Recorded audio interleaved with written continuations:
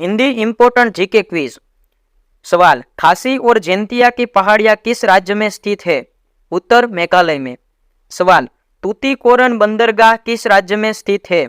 उत्तर, तमिलनाडु में। सवाल, अरावली पहाड़ियों में लूनी नदी का उद्गम स्थल किस शहर के सर्वाधिक समीप पड़ता है? उत्तर, अजमेर के। सवाल, कार्डुमम हिल कहाँ है? उत्तर, केरल में।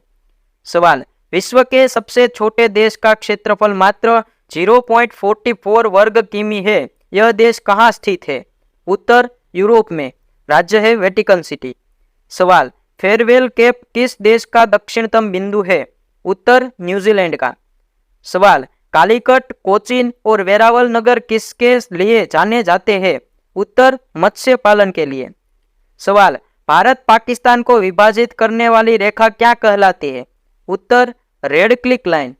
सवाल, भारत में काजू का सर्वाधिक उत्पादन किस राज्य में होता है?